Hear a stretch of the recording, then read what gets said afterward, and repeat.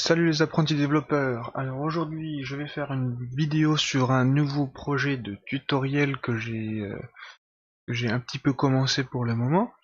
Et donc ce projet tutoriel, j'ai eu cette idée parce que j'essaie de faire mon site, et parce que j'ai discuté avec personnes sur Twitter qui avaient l'air intéressées par justement ce projet. Et donc en fait en créant mon site, si je veux qu'il y ait du trafic dessus, il faudra au bout d'un moment que je crée un blog et pour créer du contenu pour que je sois référencé plus facilement. C'est pour ça que j'ai décidé de faire un nouveau tutoriel sur un CMS, donc Content Management System, qui va nous permettre de faire un blog et de le gérer.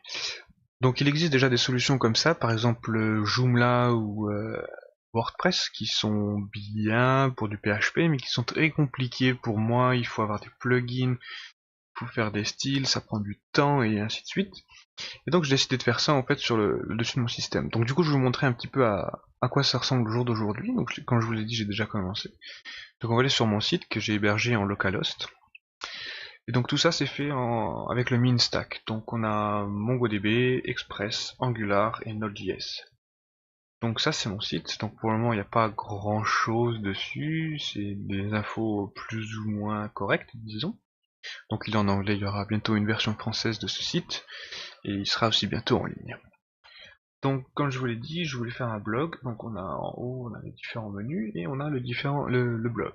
Donc, le blog aujourd'hui il ressemble à ça. Donc, il n'est pas super joli, je suis d'accord avec vous, mais c'est, on va dire, le système qui va compter. Enfin, on va essayer de voir comment ça fonctionne derrière et comment le faire. Donc, en gros, quand je clique sur blog, j'ai les différents posts de différents articles qui apparaissent. Donc là, c'est juste des essais. Voilà, j'ai essayé avec des amis Bruno et Yanis par exemple.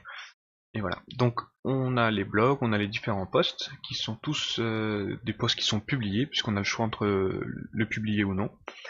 Et donc quand on clique dessus, on peut voir que dedans il y a un contenu HTML. Donc on peut écrire directement en HTML, on peut ajouter des images et ainsi de suite. On a notre titre et on a le nom, enfin le nom de l'auteur et la date de publication. Donc voilà, ça c'est pour la partie blog, ce que l'utilisateur au final va voir. Maintenant, ce qu'il ne voit pas, et ce qui est important entre guillemets pour nous en tant que créateurs de contenu, c'est ce qu'il y a derrière. Donc j'ai créé mon petit ERP derrière, enfin ERP c'est une grande chose, j'ai défini, je fais mes petits outils disons. Donc là j'ai mon blog, j'ai mes contacts, mes projets, enfin bref, c'est des trucs en développement, pour le moment il n'y a pas grand chose. Et donc dans mon onglet blog, j'ai la liste de tous les articles que j'ai déjà créés.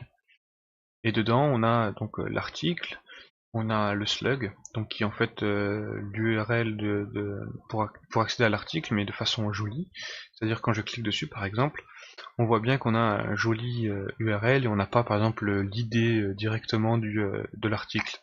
Ça aide énormément pour le référencement, donc c'est assez important. Ensuite, donc on a l'auteur, on a si c'est publié ou non, la date de publication, quand est-ce qu'il était ajouté et quand est-ce qu'il était mis à jour et quand est-ce qu'il a été créé. Et bien sûr, on peut le éditer. Donc je vais vous montrer comment ça se passe quand on crée un article. Donc quand on crée un article, on arrive directement sur cette page. Et donc on peut y ajouter un titre. Par exemple, tout en majuscule, tuto, test, super. Voilà. Vous allez voir quand je vais quitter l'input box en fait, ce qui va se passer c'est que je vais générer le slug automatiquement. Voilà. Et par contre, donc le slug en fait est directement généré par rapport au titre. Mais si par exemple j'ai déjà mon article qui est en ligne et qu'il y a déjà du référencement et du trafic dessus, je veux pas perdre l'URL. Du coup, ce qui se passe, c'est que quand je modifie le titre, eh bien, il ne régénère pas tout seul. En fait, il faut que je clique sur régénérer, enfin sur generate ici, pour que ça fonctionne. Mais bon, là, on va dire qu'on a un article plutôt bien. Et donc là, je peux ajouter ce que je veux. Donc je peux écrire ce que je veux. Bon, bien sûr, j'utilise Grammarly qui ne corrige qu'en anglais. Mais l'important en fait ici c'est qu'on peut faire un peu donc justement ce qu'on veut. On peut le mettre en gras, on peut le mettre en italique, on peut souligner le texte, on peut le barrer aussi si on veut. On peut le mettre à gauche, au milieu, à droite, au milieu, comment s'appelle, en justifié. On peut faire des listes numérotées, on peut ajouter des barres verticales. Et là, ça va supprimer le texte forcément, mais on peut ajouter des barres verticales. Ça, je ne sais pas à quoi ça sert, mais on peut ajouter aussi des liens, on peut ajouter des images avec des URL. Y a pas de souci, et surtout ce qui nous intéresse particulièrement, c'est qu'on puisse voir le code en fait. Donc le HTML. Et si on a envie, si pour les plus aguerris, ils peuvent rajouter leur classe particulière et ainsi de suite. Donc nous on va faire un truc tout simple ici, on va juste faire un truc test article, c'est super, et on va l'ajouter en plusieurs fois, on va faire plusieurs fois la même chose, voilà, c'est génial. Et là on va le sauvegarder. On a aussi un petit message de confirmation que ça a bien été sauvegardé. Et donc si maintenant on va voir notre blog, notre article n'apparaît pas. Et tout simplement pour la simple raison que là, on n'a pas coché publier. Donc maintenant si je publie et que je save, normalement si je rafraîchis cette page, je devrais voir mon article qui est là. Et je peux le lire, et ainsi de suite. Donc on peut voir ici aussi que j'ai utilisé un filtre de Angular qui nous permet en fait par exemple d'afficher seulement les 150 premiers caractères et ensuite 3 petits points. Donc je vais vous montrer comment on fait tout ça avec le serveur Node, tout ce qui est côté administration, donc pour créer les articles, le slug et les récupérer.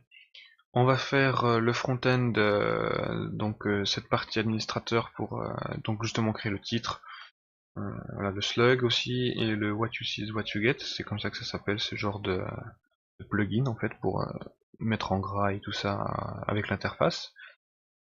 On va voir les pipes pour justement réduire le nombre de caractères et aussi pour garder le HTML, parce qu'il faut savoir qu'Angular, par défaut, quand on lui ajoute du texte, il ne l'interprétera jamais comme HTML, il vous écrira les tags div en plain text. Donc voilà, c'est à peu près tout pour cette première vidéo. Donc la série je vais commencer à la tourner tout de suite après, en recommençant de zéro. J'espère que ça va vous plaire et à bientôt.